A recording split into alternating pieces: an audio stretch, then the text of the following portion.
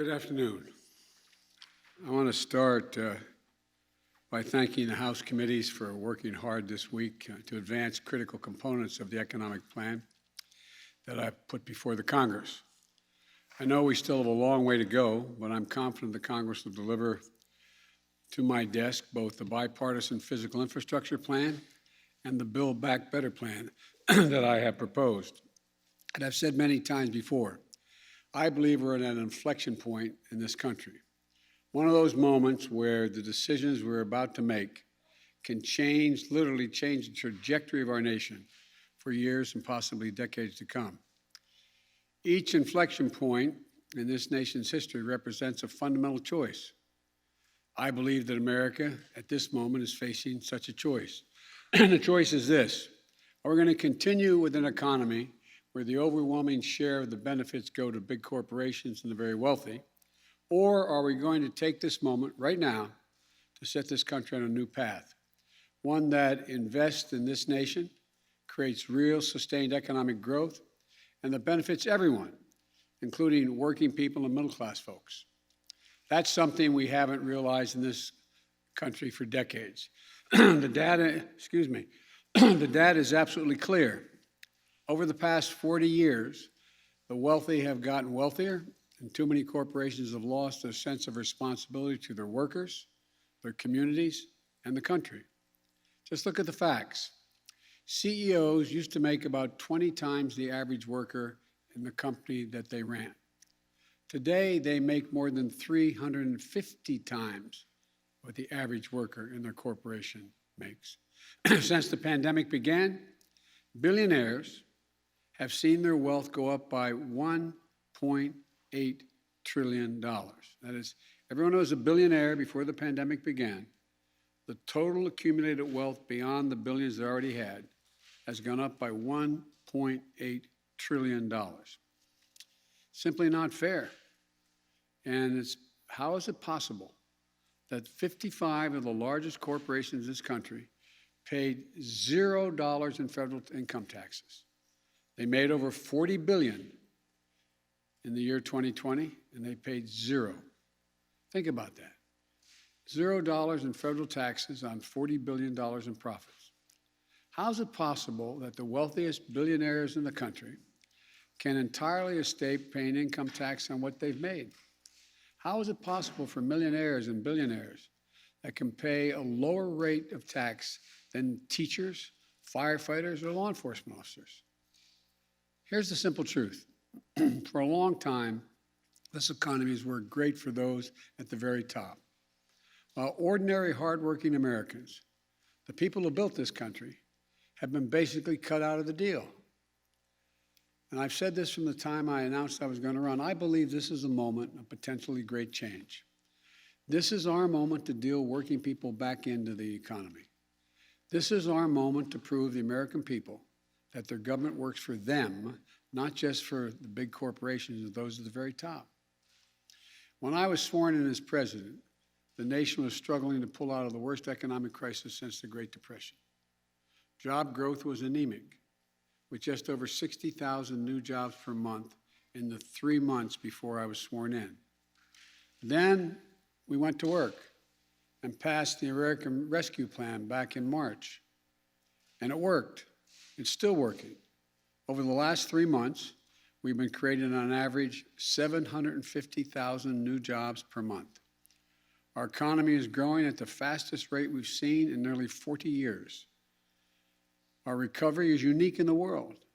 We're the only developed country in the world whose economy is now bigger than it was before the pandemic. While this is all good news, I know many Americans are still struggling to make it through each and every day.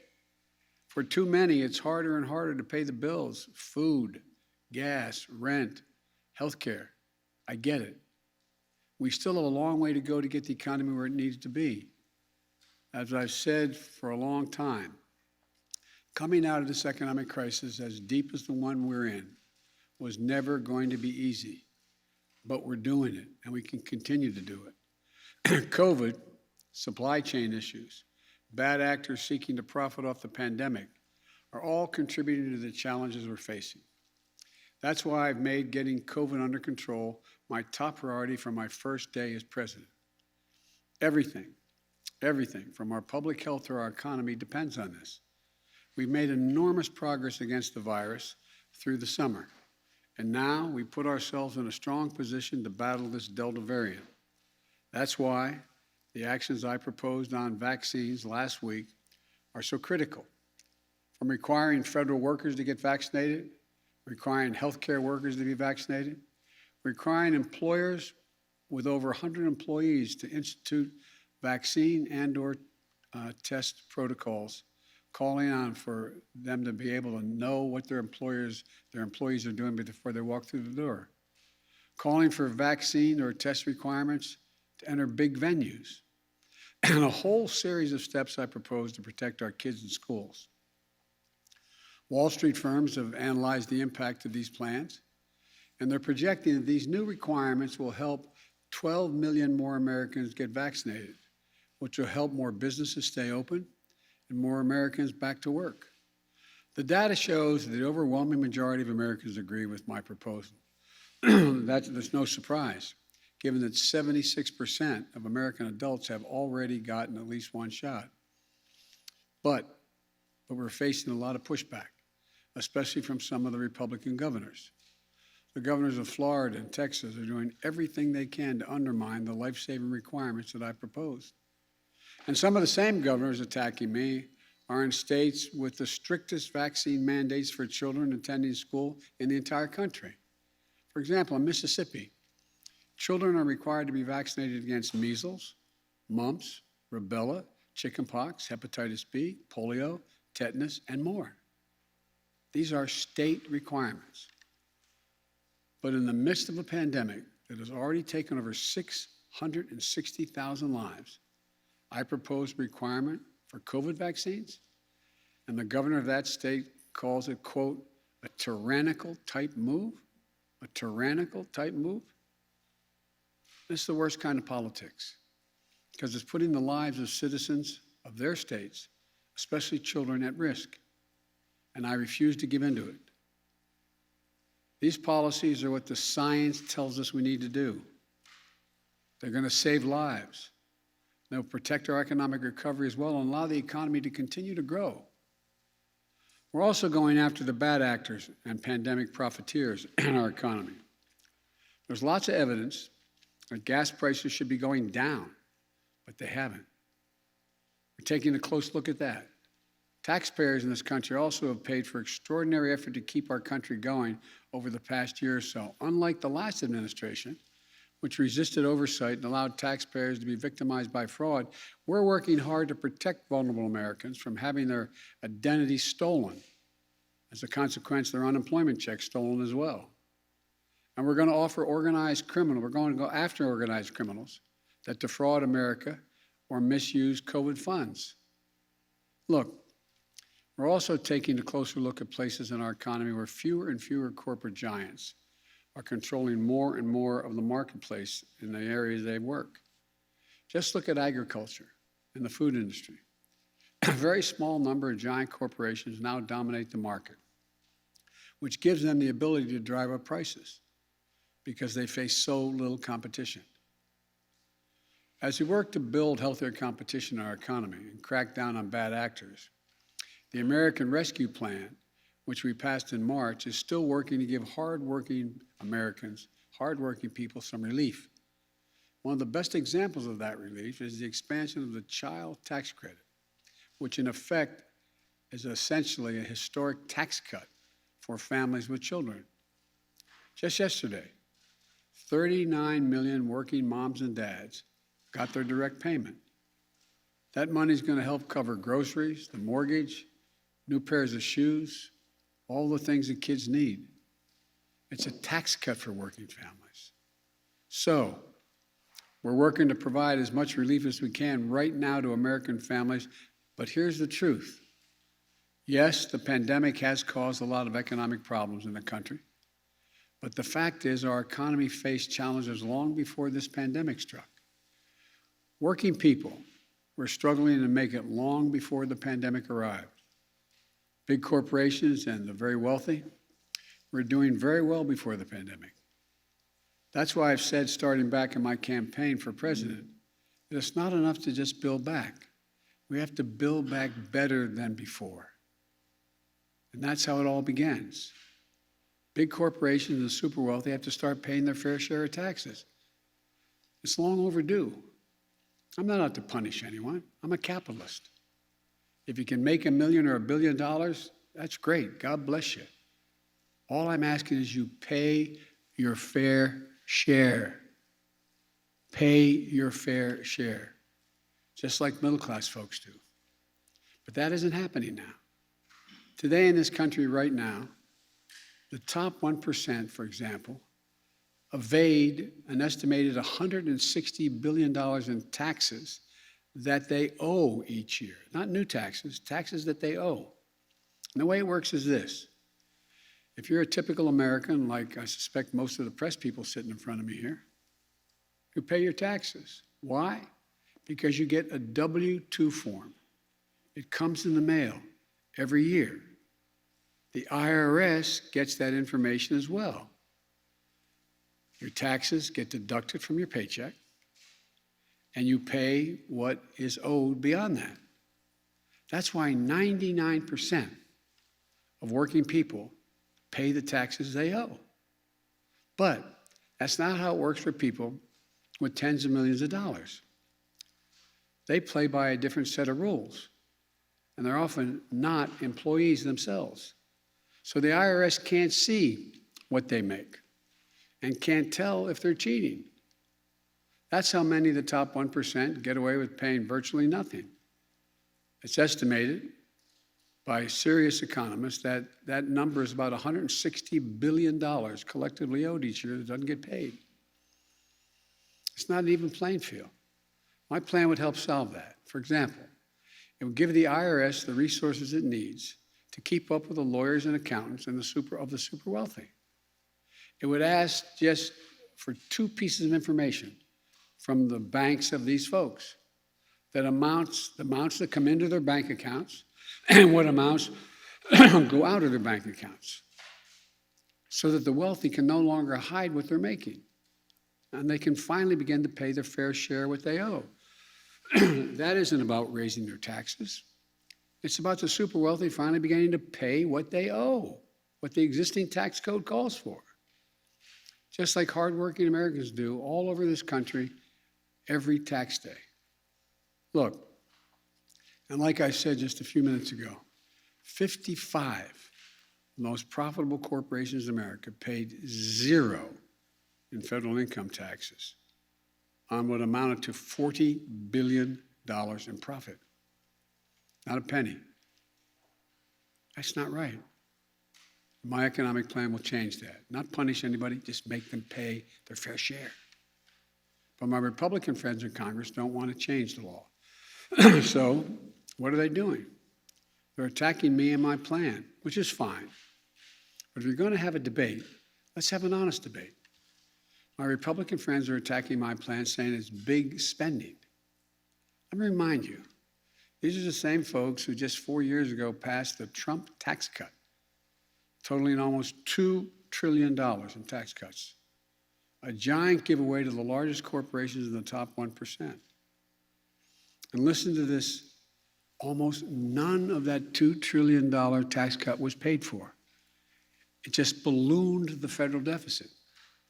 In fact, the unpaid bills racked up by the last administration are projected to increase the national debt by more than $8 trillion over time. What I'm proposing is totally different from that approach for 3 reasons. First, my plan is paid for. It's fiscally responsible because our investments are paid for by making sure that corporations and wealthy Americans pay their fair share.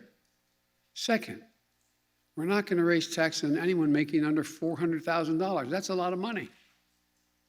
Some of my liberal friends are saying it should be lower than that.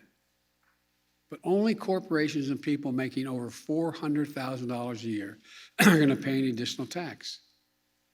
And third, not only will no one making under $400,000 see their taxes go up, the middle class are going to get some tax cuts. some breaks. My plan benefits ordinary Americans, not those at the top who don't need the help. It's a historic middle-class tax cut, cutting taxes for over 50 million families. My Republican friends are making a different choice, though. They'd rather protect the tax breaks of those at the very top than give tax breaks to working families. It's that simple. But let me ask you this. Where is it written that all the tax breaks in the American tax code go to corporations and the very top? I think it's enough. I'm tired of it. For me, it's pretty simple. It's about time working people got the tax breaks in this country. That's what my plan does. And here's what it also does. By asking big corporations and the very wealthy to pay their fair share, it makes it possible to invest in America, to invest in the American people. According to leading economists, forecasters like Moody's and major international financial institutions, my plan will create jobs, make us more competitive, and grow our economy and lessen, not increase, inflationary pressure. I don't know if it's been handed out today, but by the way, 15 Nobel laureates in economics released a letter yesterday arguing that exact same point. They said, and I quote, and this is from 15 Nobel laureates in economics, quote, because this agenda, the one I'm talking about, mine, because this agenda invests in long-term economic capacity and will enhance the ability of more Americans to participate productively in the economy, it will ease long-term inflationary pressures. It will ease it. Let me highlight just a few provisions of my plan. I know this is long, and I apologize, but it's important, I think. My plan lowers the cost of daycare and childcare and elder care for families. And the added benefit of allowing millions of people, mostly women, who are not able to go back to work because of very young family members or elderly people they're taking care of. Allow them to go back to work. It's estimated in the millions can't go back.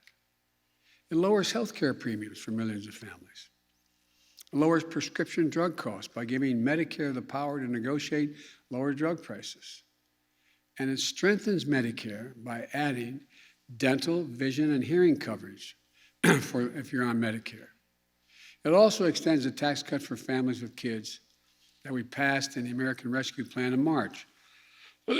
All of this will mean thousands of dollars in savings for the average American family on some of the toughest and most important bills they have to pay every month.